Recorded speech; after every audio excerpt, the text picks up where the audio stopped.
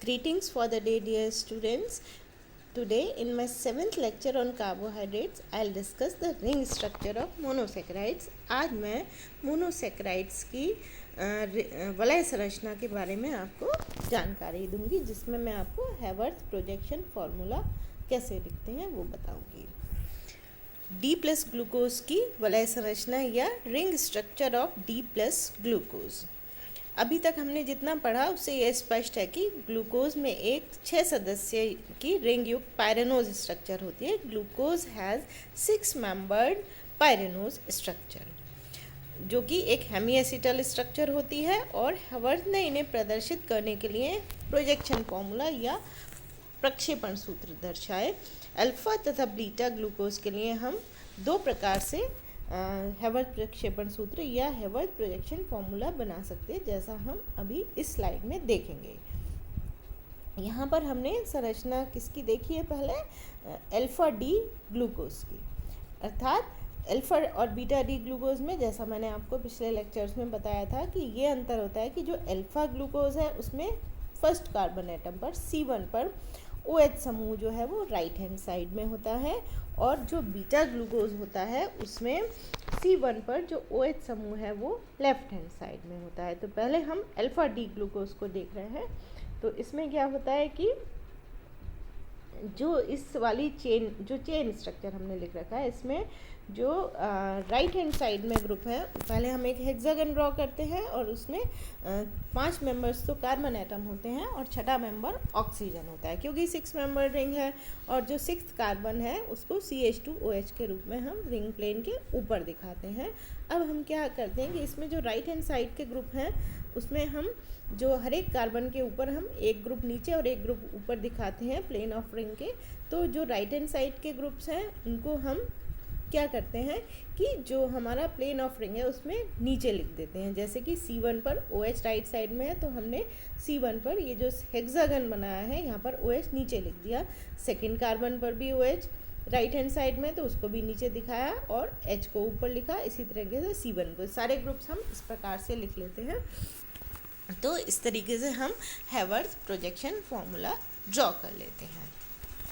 इसी प्रकार से जो बीटा ग्लूकोज है उसमें क्या अंतर होगा? जो C1 है उस पर OH ग्रुप जो है वो लेफ्ट हैंड साइड में होगा। यहाँ पर भी हैवर्थ प्रक्षेपण सूत्र लिखने के लिए हम एक हेक्सागन ड्रॉ करते हैं, और हेक्सागन को हम ऐसे समझ लेते हैं कि वो ऐसे प्लेन उसका इस तरीके से है, हॉरिजॉन्टल है, और फिर जो ग्रुप्स लगे हुए हैं वो उसके ऊपर और नीचे हैं। तो यहाँ पर भी हम यही करते हैं कि जो राइट हैंड साइड में ग्रुप हैं कार्बन एटम्स पर, उनको हम कहाँ लिखेंगे? नीचे लिखेंगे रिंग प्लेन के, और जो लेफ्ट हैंड साइड के ग्रुप हैं उनको रिंग प्लेन के ऊपर लिख देंगे। जैसे कि यहाँ पर C1 में क्या है?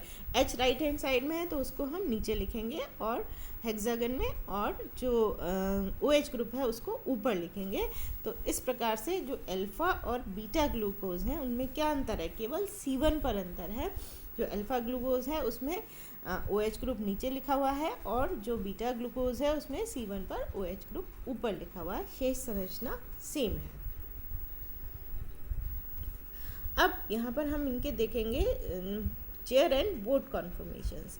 हमने देखा कि जो ग्लूकोपायरेनोज में उसमें कार्बन ऑक्सीजन कार्बन जो बॉन्ड एंगल है उसका मान 111 डिग्री होता है, 111 डिग्री होता है, जो कि चतुष्फलकीय कोण जो टेट्राहेड्रल एंगल है 109 डिग्री 28 मिनट वाला उसके बहुत निकट है। तो हम कह सकते हैं कि इसकी तुलना हम साइक्लोहेक्सेन की रिंग से कर सकते हैं। और हमने पहली क्लासों में पढ़ा हुआ है कि साइक्लोहेक्सेन 2 प्रकार के कॉन्फॉर्मेशन या संरूपों में पाई जाती है, कुर्सी संरूपण या चेयर कॉन्फॉर्मेशन, और नौका संरूपण या बोट कॉन्फॉर्मेशन। और निश्चित रूप से जो चेयर कॉन्फॉर्मेशन होता है, जो कुर्सी संरूपण होता है, वो अधिक स्थायी होता है। ये हमने पिछली क्लासों में पढ़ा हुआ है। अतः जो पायरेनोज स्ट्रक्चर है ग्लूकोज का, उसके लिए भी हम कह सकते हैं, क्योंकि हम इसकी तुलना किससे कर रहे हैं? साइक्लोहेक्सेन के समरूप मान रहे हैं हम इसको, तो हम ये मानकर चलते हैं कि इसमें जो चेयर कॉन्फॉर्मेशन होगा वो अधिक स्थायी होगा और वही पाया जाएगा। लेकिन यदि बीटा ग्लूकोपायरेनोज के लिए हम बात करें तो उसके लिए अगर हम चेयर कॉन्फॉर्मेशन की कल्पना करें तो इसकी भी 2 पॉसिबल स्ट्रक्चर हैं।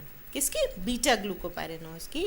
वे कुर्सी सनूपण जिसमें सभी बड़े व भारी ग्रुप, जो बल्कि ग्रुप्स होते हैं, वो इक्वेटोरियल होंगे या निरक्षीय स्थिति में होंगे, और वे कुर्सी सनूपण या वे चेयर कॉन्फॉर्मेशन जिसमें सभी बल्कि ग्रुप्स या भारे समूह हैं, वो एक्सियल स्थिति में होंगे या अक्षीय स्थिति में होंगे।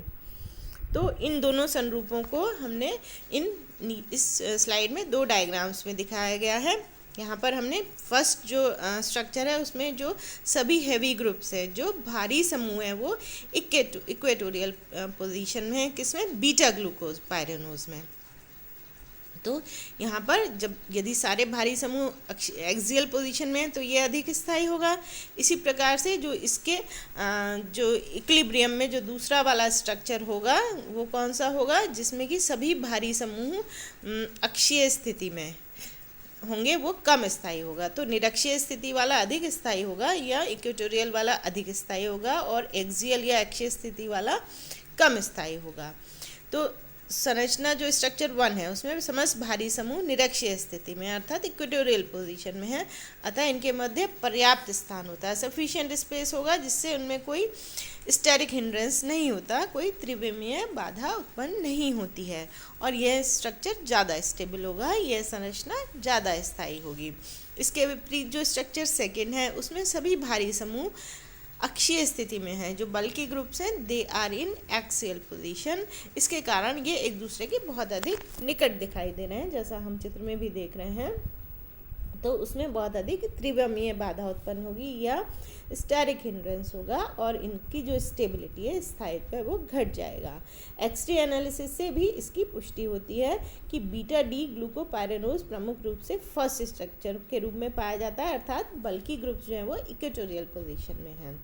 अब प्रश्न यह उठता है कि अन्य पाइरेनोज संरचनाओं के कौन से संरूपण अधिक स्थायी माना जाएगा, कि अर्थात जो अदर पाइरेनोज स्ट्रक्चर्स हैं उसमें कौन सा कॉन्फॉर्मेशन ज़्यादा स्टेबल होगा, क्योंकि बीटा डी ग्लूकोपाइरेनोज के अतिरिक्त अन्य किसी भी पाइरेनोज के समस्त भारी समूह अक्षीय अथवा निरक्षीय स्थिति में नहीं हो सकते। ऐसी स्थिति में हम मानते हैं कि जिस संरचना में सबसे भारी समूह, जो सबसे ज़्यादा बल्किएस्ट ग्रुप है, जैसे कि CH2OH ग्रुप निरक्षीय स्थिति में हो अर्थात इक्वेटोरियल पोजीशन में हो, वही स्थायी सनूपण होगा, वही कन्फॉर्मेशन सबसे स्थायी होगा। अर्थात ऐसी स्थिति में हम जो हेवीएस्ट ग्रुप है उसकी स्थिति को देख लेते हैं कि वो अक्षीय है या निरक्षीय।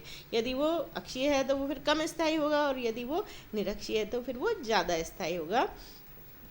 तो हम कह सकते हैं कि अल्फा डी ग्लूकोपाइरेनोज को हम निम्न संरचना से, ये जो स्ट्रक्चर हमने दिखाया, इसे प्रदर्शित कर सकते हैं। जो सबसे भारी ग्रुप है CH2OH ग्रुप, जो बल्कि ग्रुप है, वो निरक्षीय स्थिति में है अर्थात इक्वेटोरियल पोजीशन में है, तो फिर हम कहेंगे कि ये जो है वो इसका स्टेबल कॉन्फॉर्मेशन होगा, स्थायी संरूपण होगा।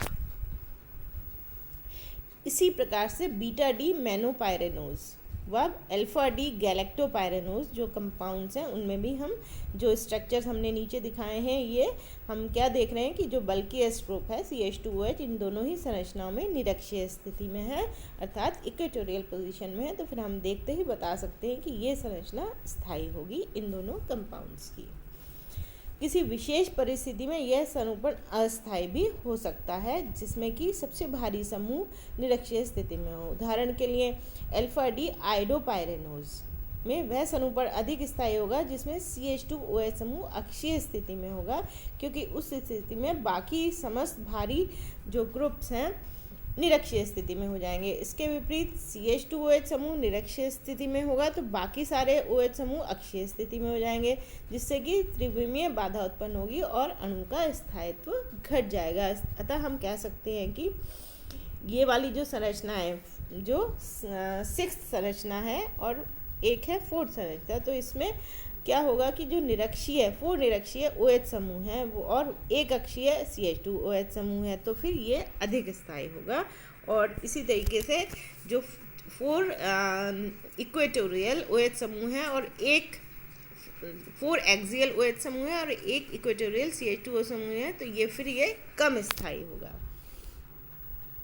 किसी भी डी समूह की पाइरेनो संरचना के लिए संरूपणों के चित्र बनाने और उनके स्थायित्व की व्याख्या करने के लिए जो स्ट्रक्चर 1 है जो हमने अभी पिछली स्लाइड में देखा था, स्ट्रक्चर 1 है उसको हम मानक मानते हैं या स्टैंडर्ड मानते हैं, और उसके संदर्भ में, उसके रेफरेंस में यौगिक की संरचना की हम व्याख्या करते हैं। उदाहरण के लिए अल्फा डी ग्लूकोज और बीटा डी ग्लूकोज में C1 के विन्यास में केवल अंतर होता है, जैसा अभी हमने पहले पढ़ा था। अतः फर्स्ट संरचना में C1 के समूहों की स्थितियों को विपरीत करके थर्ड स्ट्रक्चर को प्राप्त किया जा सकता है, और इसी प्रकार से बीटा डी मैनोज व बीटा डी ग्लूकोज में C2 का विन्यास भिन्न होता है, और फर्स्ट संरचना के C2 के समूहों की स्थितियों को विपरीत करने पर संरचना फोर्स प्राप्त होती है। अतः L समूह की पायरेनो संरचना इसके मिरर इमेज होंगी, दर्पण प्रतिबिंब होंगी। तो इस डिस्कशन से एक बात और ध्यान देने की है कि सभी डी एल्डोहेक्सोजेस के केवल बीटा डी ग्लूकोपायरेनोज ही ऐसा कंपाउंड है जो ऐसे कॉन्फॉर्मेशन में अभिविन्यासित हो सकता है जिसमें सभी भारे समूह इक्वेटोरियल स्थिति में निरक्षीय स्थिति में हो, अर्थात सबसे अधिक स्थायी अवस्था में हो। संभवतः यही कारण है कि जो प्रकृति है, जो नेचर है, उसमें पाए जाने वाले कार्बनिक यौगिकों में बीटा डी ग्लूकोज सबसे अधिक एवं विस्तृत रूप में पाया जाता है, क्योंकि यह अधिक स्थायी रूप में उपस्थित होता है।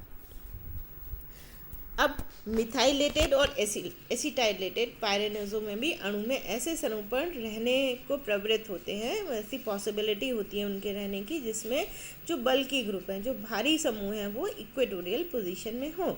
लेकिन इसका एक एक्सेप्शन है, C1 पर स्थित मिथाइल अथवा एसिटाइल ग्रुप अक्षीय स्थिति में रहने को प्रवृत्त होता है। उसकी टेंडेंसी होती है कि वो एक्सियल पोजीशन में रहे। इसे हम एनोमेरिक इफेक्ट बोलते हैं, और इसका कारण है कि जो रिंग है उसकी ऑक्सीजन और C1 पर स्थित ऑक्सीजन परमाणु के द्विध्रुव जो डायपोल्स हैं उनके मध्य रिपल्शन होता है, प्रतिकर्षण होता है, जो कि अक्षीय स्थिति एक्सियल पोजीशन होने पर मिनिमम होता है, न्यूनतम होता है। तो हम कह सकते हैं कि जो स्ट्रक्चर 8th है वो अधिक स्थायी होगा, और जो स्ट्रक्चर 9th है वो कम स्थायी होगा। किस कारण से? एनोमेरिक प्रभाव के कारण। हम जानते हैं कि जो एनोमेरिक इफेक्ट है, अर्थात द्विध्रुव अंतरक्रिया, डायपोल इंटरेक्शन का प्रभाव विलायक की पोलैरिटी पर उसकी ध्रुवता के बढ़ने के साथ घटता जाता है। अतः यदि एल्डोपायरेनोज को एक्वस सॉल्यूशन में लें, जलीय विलयन में लें, तो अन्य कारकों की तुलना में एनोमर प्रभाव नगण्य हो जाता है, नेग्लिजिबल हो जाता है। यही कारण है कि डी ग्लूकोज के जलीय विलयन में अणु प्रमुख रूप से बीटा एनोमर के रूप में उपस्थित रहते हैं, जिसमें C1 का OH समूह निरक्षीय स्थिति में हो, अर्थात इक्वेटोरियल पोजीशन में हो। इस प्रकार हम मोनोसेक्राइड के किसी भी एल्डोपायरेनोज के स्वरूप या कॉन्फॉर्मेशन की व्याख्या कर सकते हैं, उसको एक्सप्लेन कर सकते हैं। Thank you. Have a nice day.